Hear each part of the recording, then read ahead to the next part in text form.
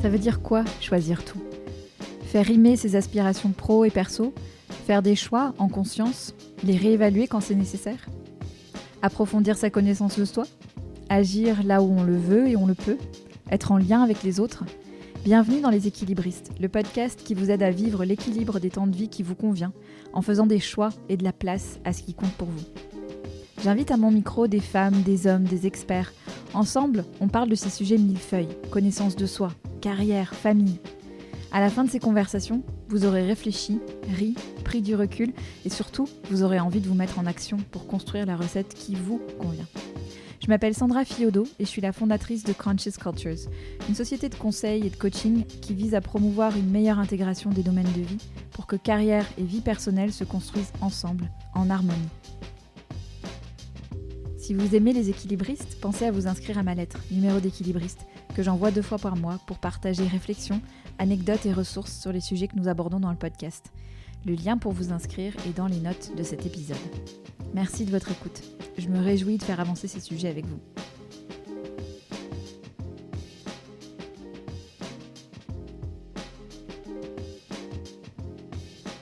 Mes chers équilibristes, l'épisode du jour, la thématique m'a été inspirée par des conversations récentes avec des clients entreprises et des clients coaching individuel sur la notion de frontières, de cloison entre les différents domaines de nos vies. Vous avez sûrement entendu ces phrases ces dernières années. Pro et perso n'ont jamais été si mêlés. Les frontières du pro et du perso sont particulièrement brouillées aujourd'hui. En fait, on parle de plein de choses quand on dit ça. On parle de temps, c'est le plus évident. C'est ce qu'on aborde souvent avec mes invités. On a d'ailleurs eu une conversation très intéressante là-dessus avec Élise Fabing. Je vous mettrai le lien de l'épisode dans les notes, la description de cet épisode. Voilà, sur cette idée de frontières dans le temps. Il y a une question de frontière entre le personnel et l'intime, ce qu'on décide de partager dans un contexte professionnel, par exemple. Et ça, on l'a abordé aussi dans beaucoup d'épisodes, et en particulier celui avec Christophe André, dont vous retrouvez aussi le lien en description de cet épisode. Et on parle aussi de frontières dans les questions d'attention, de où se porte notre attention. Ça, c'est quelque chose qu'on a particulièrement abordé avec Albert Moukébert. Dans l'épisode d'aujourd'hui, je voulais vous proposer une réflexion sur cette notion de cloisonnement, parce que je trouve que quand on la détaille un peu, quand on la spécifie un peu, on a accès à des pistes de réflexion très intéressantes pour soi. C'est bien sûr pas un hasard si ce sujet du cloisonnement a explosé depuis la pandémie et la généralisation du télétravail, de toutes ces formes de travail hybride que vous connaissez certainement, quelle que soit votre forme de travail, là, que vous soyez à votre compte entrepreneur, collaborateur, manager, dirigeant. On est tous aujourd'hui amenés à travailler de manière différente et très très asynchrone et très très à distance. Et tout ça, ça repose largement sur les outils numériques. Un des symboles du cloisonnement, c'est une loi que beaucoup de pays nous ont enviée, ou nous envient toujours, cette loi qu'on a en France, qu'on a appelée la loi sur le droit à la déconnexion. Attention, je rentre dans un peu de détails, mais ça dure pas longtemps et c'est important de le repréciser. En janvier 2017, l'article L 2242-8 du Code du travail français a été modifié et compte désormais une nouvelle mention à l'article 55. Je vous la lis parce qu'elle est importante. Il y est inscrit, je cite, « Les modalités du plein exercice par le salarié de son droit à la déconnexion et la mise en place par l'entreprise de dispositifs de régulation de l'utilisation des outils numériques en vue d'assurer le respect des temps de repos et de congés ainsi que de la vie personnelle et familiale. » À défaut d'accord, l'employeur élabore une charte après avis du comité d'entreprise ou à défaut des délégués du personnel. Cette charte définit ces modalités de l'exercice du droit à la déconnexion et prévoit en outre la mise en œuvre à destination des salariés et du personnel d'encadrement et de direction d'actions de formation et de sensibilisation à un usage raisonnable des outils numériques. Donc vous voyez, il y a plein de choses dans cet article de loi. On va en décortiquer seulement certains axes et les autres, ce sera certainement l'objet d'autres épisodes. Mais j'échange avec beaucoup de personnes du monde entier et je suis toujours amusée de voir les différences de perception. En France, dans la pratique, et malgré ce contexte législatif favorable, je constate au quotidien la grande difficulté à déconnecter de manière effective. Que ce soit parce qu'on le choisit, parce qu'on choisit d'être très connecté, ou parce qu'on le subit. Et c'est intéressant parce que vu de l'étranger, la perception est souvent soit celle du français hédoniste, presque un peu oisif, qui a quelque chose d'un peu caricatural autour des 35 heures, du droit à la déconnexion, des 5 semaines de congés payés. Mais le plus souvent, j'entends des commentaires assez envieux, du type « Ah oui, mais vous, en France, vous avez compris que la vie n'est pas que dans le travail, vous savez couper, vous savez protéger cet équilibre vie pro-vie perso grâce à ce droit à la déconnexion. » Préserver l'équilibre vie pro-vie perso, c'est bien ce que l'Australie a en tête en ce moment. On est mi-février 2024 à l'heure où ce podcast paraît et l'Australie est en cours d'adoption d'une loi, sa version du droit à la déconnexion, qui interdit aux employeurs de contacter leurs collaborateurs en dehors des horaires de travail. C'est une loi qui, si elle passe, et il y a de fortes chances que ce soit le cas, donnerait aux collaborateurs le droit de ne pas lire ou répondre à des messages en dehors de leurs horaires de travail puisqu'il s'agit alors de travail, qui n'est pas rémunéré ou considéré comme tel. Pour vous donner un peu de contexte, en Australie, 79% des employés travaillent en dehors de leurs horaires de travail, totalisant dans certains cas jusqu'à 280 heures de travail non rémunérées par an. J'ai calculé, ça me semblait énorme ce chiffre, et ça me semblait surtout très abstrait. En fait, 280 heures de travail non rémunérées par an, ça fait un peu plus de 5 heures par semaine. Ce qui, en réalité, semble pas totalement délirant, parce que si votre téléphone, votre smartphone vous affiche les données d'utilisation hebdomadaire, vous êtes souvent effrayé par les chiffres que vous voyez. Et c'est vrai que si on additionne des messages par-ci, des coups de fil par-là, ces fameuses 5 heures de plus par semaine ne semblent pas totalement impossibles à atteindre. Donc voilà, il y a encore des débats en cours sur cette loi, sur les sanctions à appliquer, etc. Et je ne veux pas rentrer dans des considérations légales, c'est pas le propos. Ce qu'on comprend ici, c'est une chose, c'est que la question du cloisonnement n'est absolument pas évidente à une époque où les frontières physiques sont abolies par les outils numériques. Je crois que s'en tenir à cette question des outils, quand on parle de déconnexion, et quand on se pose la question de comment cloisonner, c'est ne voir qu'une partie du sujet. Je vous propose dans cet épisode 2 idées que vous pourrez continuer à creuser de votre côté. La première, c'est que le droit à la déconnexion n'est pas suffisant pour contribuer à la déconnexion effective. Le temps, c'est une chose. Et le temps, c'est ce qui est traité par ces lois. Si on regarde un peu ce que dit l'OIT, l'Organisation internationale du travail, qui est l'agence de l'ONU qui s'occupe de ces questions de droit du travail au niveau mondial. L'OIT définit ce droit à la déconnexion comme le droit de l'employé à se dégager du travail et de s'abstenir de participer à des communications électroniques liées au travail, en dehors des heures travaillées. Il dit que la régulation du droit à la déconnexion repose sur 3 piliers qu'on retrouve souvent dans les fameuses lois. Le premier, c'est la limitation du nombre d'heures travaillées. La deuxième, c'est le droit à des périodes de repos. Et le troisième, c'est le droit à la vie privée. Puisque la question de la déconnexion est liée à la question du repos, il ne s'agit bien sûr pas que de temps. On peut très bien ne pas consulter ses emails, ne pas répondre à des appels et avoir la tête, l'esprit encore totalement connecté au travail. Je croise ça tous les jours chez mes clients, je le vis aussi de temps en temps. La question de la déconnexion doit bien sûr considérer les outils, mais aussi s'accompagner d'un travail sur l'aspect mental et cognitif, en particulier quand on voit la teneur des journées de travail de la plupart des gens aujourd'hui. Cette question de l'aspect cognitif, l'aspect mental de la déconnexion, on en a parlé avec Albert Moukébert, qui est docteur en neurosciences et psychologue, et qui permet aussi de remettre un peu les choses à leur place. C'est-à-dire que autant la question de la souffrance de ne pas arriver à déconnecter mentalement, elle est réelle et elle est importante à traiter.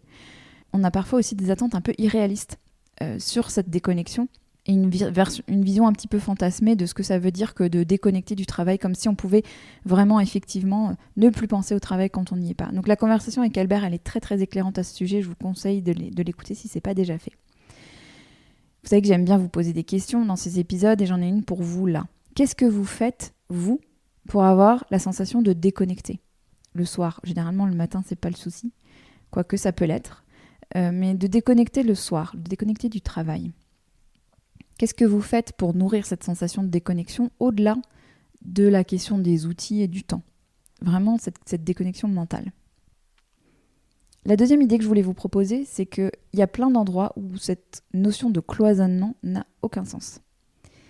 Je me souviens de l'époque où j'ai eu mon premier enfant, 2014. Je cherchais des ressources pour m'aiguiller dans tous mes rôles, dans mon rôle de mère, de jeune mère, dans mon rôle de professionnelle qui venait d'avoir une grosse promotion, dans mon rôle d'amie, d'épouse, de toutes ces casquettes que je portais. Et dans les magazines que je lisais, soit on s'adressait à moi en tant que mère, comme si c'était mon seul rôle, soit on s'adressait à moi en tant que professionnelle, comme si c'était mon seul rôle, soit parfois même on s'adressait à moi en tant que femme, comme si c'était mon seul rôle. Et donc j'ai lancé les équilibristes pour ça, pour parler de tous ces rôles qui se chevauchent, qui se superposent, qui sont en concurrence parfois. Et pour m'adresser donc à des humains dans toutes leurs dimensions. Je veux vraiment amener cette idée qu'il y a des endroits où cloisonner est essentiel. En décidant par exemple du temps qu'on souhaite allouer à une activité qui fait partie de nos non négociables en termes d'équilibre, que ce soit les séances de sport, le fait d'aller récupérer les enfants quand on en a envie et besoin, le week-end annuel avec les amis, enfin c'est à vous de compléter. Donc ce cloisonnement-là, il est essentiel, de la même manière que ce cloisonnement sur la limite de ce qu'on souhaite partager au travail. Qu'est-ce que je partage de personnel? Qu'est-ce que je garde pour moi? Qu'est-ce que j'amène? Qu'est-ce que je garde? Ça, ce sont des endroits où la question du cloisonnement, elle est essentielle. Et on a tout intérêt à se la poser intentionnellement, plutôt que de subir des situations qu'on n'a pas souhaitées. Et il y a tant d'endroits où cloisonner n'a pas de sens. Je vous donne des exemples. Vos valeurs. Vos valeurs, ce sont celles qui vous guident dans vos choix perso comme pro, dans tous vos choix, dans tout ce que vous faites. Cloisonner autour de valeurs, ça n'a aucun sens. Nos valeurs sont là, qu'elles puissent s'exprimer ou pas dans le travail et à la maison. Les émotions, j'adore cet exemple-là, les émotions, elles s'en fichent pas mal, les émotions de savoir si vous êtes au travail ou si vous êtes à la maison quand elles surviennent. Donc cloisonner, on se rend bien compte dans ce contexte-là, ça n'a aucun sens. Le corps nous rappelle régulièrement et fabuleusement à quel point le cloisonnement n'a aucun sens. Rester assis 8 heures par jour, c'est pas la recette idéale pour se sentir bien, si on devait s'en tenir strictement aux besoins du corps. Et c'est pourtant ainsi que beaucoup d'entre nous vivent. Donc bien souvent, on se retrouve à cloisonner le corps du mental, à fonctionner comme des têtes ambulantes. Et ça fonctionne pas. On s'en rend bien compte, bien souvent. Autre endroit où le cloisonnement, ça n'a pas de sens, c'est dans notre définition de l'ambition et de la réussite. Dans ces définitions, mais aussi dans ces redéfinitions, parce que les circonstances de vie sont changeantes et que nos définitions ont besoin d'être régulièrement revues pour faire des choix justes. Et enfin, parce que j'adore que cet espace reste un endroit où on peut être en désaccord, où on peut ne pas avoir la même vision des choses et ne pas la même perspective sur les choses. J'ai aussi régulièrement des conversations avec des personnes qui me disent « Mais Sandra, moi en fait le cloisonnement c'est pas mon sujet. J'ai pas besoin de cloisonner ou je n'aime pas cloisonner. J'aime cette fluidité, j'aime pouvoir passer d'un domaine à l'autre. » Ça, j'en ai parlé dans le premier épisode solo comme celui-ci que j'ai fait. C'est l'épisode 69. Je vous ai aussi mis le lien dans la description parce qu'il y a des études très intéressantes qui montrent qu'on a tous un peu des approches différentes par rapport à ça. Certains ont besoin de cloisonner, d'autres beaucoup moins. Et alors, ça a des impacts. Ces impacts-là sont mesurés sur ce qui se passe quand on cloisonne, ce qui se passe quand on ne cloisonne pas. Mais ça changerait en fait qu'il y a des gens qui spontanément et naturellement vont avoir ou pas besoin de cloisonner. Question pour vous. Où est-ce que vous sentez que vous avez besoin de cloisonner davantage ? Et quand vous dites que vous avez besoin de cloisonner davantage, qu'est-ce que vous sentez que vous avez besoin de protéger ? Ça peut être des cloisons, des sas, des barrières, appelez ça comme vous voulez, mais où est-ce que vous sentez que tout est trop mêlé, qu'il y a un domaine qui fuite, qui fuit dans l'autre et que c'est pas ce que vous souhaiteriez. Et d'ailleurs, on parle toujours du travail qui fuit dans la vie personnelle, mais ça peut aussi arriver, dans plein de cas, que ce soit la vie personnelle qui fuit dans le travail. Donc cette question, elle vaut dans les deux sens, bien sûr. Où pourriez-vous bénéficier de davantage de cloisonnement ? Et à l'inverse, où est-ce que vous sentez qu'une cloison pro-perso vous limite ? Que vous avez besoin de porter votre regard au-delà de cette séparation pro-perso qui est parfois artificielle. La semaine dernière, j'ai échangé avec une auditrice qui me disait son sentiment d'être coincée en ce moment. Elle sentait qu'elle était à une intersection. Elle s'interrogeait sur sa prochaine étape professionnelle et elle me confiait que les réponses à ces questions, elle sentait bien qu'elles n'étaient sûrement pas toutes dans le pro, entre guillemets le pro. Et c'est exactement pour ça que j'ai conçu le programme de coaching de groupe que j'ai appelé En même temps, qui revient pour sa seconde édition début mars. Je suis allée au bout de ce raisonnement du brouillage des frontières et j'ai conçu un programme qui est à cheval sur le pro et le perso pour aider les femmes et les hommes qui ont envie de construire carrière et vie perso en même temps, de conjuguer leurs ambitions pro, perso et tout ce qui les lie. Le programme se déroule sur 20 semaines dans un petit groupe. C'est très personnalisé. Je vous y guide chaque semaine sur une thématique précise via un audio et des exercices. La déconnexion en fait partie d'ailleurs, bien sûr. Le groupe se réunit régulièrement, toutes les 2 semaines, pour du coaching live et des ateliers. C'est des moments puissants, que vous soyez la personne qui se fait coacher ou que vous soyez observateur. Le groupe, c'est précieux, surtout quand on a des choix à faire. Et celui-ci est neutre. Il est bienveillant, il veut votre bien. Et il est sur un chemin qui est similaire au vôtre. Pas le même parce que c'est le vôtre, mais sur un chemin similaire. Et donc, il n'est pas là pour vous conseiller, il n'est pas là pour vous donner son avis, mais bien présent pour vous écouter et pour vous encourager. Si vous avez envie d'en savoir plus sur ce programme ou de candidater pour nous rejoindre, je vous donne rendez-vous dans les notes de cet épisode ou sur mon site www.conscious-culture-culturel.com, rubrique offre. Au-delà du programme, je suis à votre écoute par mail. sandra@conscious-cultures.com ou sur LinkedIn, parce que vos prises de conscience, ce que vous avez changé, vos envies, vos idées d'invités ou de thématiques, j'adore vous entendre, j'adore ces échanges avec vous. Merci de votre écoute, merci de votre fidélité, et on se retrouve dans 2 semaines pour le prochain épisode. Merci de votre écoute. Pour continuer à explorer le sujet de l'équilibre des temps de vie et vous mettre en action pour trouver ce qui fonctionne bien pour vous, vous trouverez des tas d'épisodes et d'articles sur mon site www.leséquilibristes.com. Et si vous aimez le podcast, si ce travail vous est utile, il y a plusieurs moyens de le soutenir. En vous abonnant sur votre plateforme d'écoute préférée pour être notifié des épisodes qui paraissent et en laissant une note et un commentaire. Vous l'avez entendu 50 fois ça, mais ça compte vraiment. Ça permet de rendre le podcast plus visible et donc disponible pour de nouvelles personnes qui peuvent le découvrir. Vous pouvez partager un épisode avec quelqu'un à qui vous voulez du bien. Et vous pouvez aussi visiter mon site www.conscious-culture-culturel.com consacré à mes accompagnements en entreprise et en coaching individuel et de groupe. Vous pouvez aussi m'y laisser un message si vous voulez me suggérer une thématique ou inviter pour un prochain épisode. Rendez-vous mercredi dans 2 semaines pour un nouvel épisode.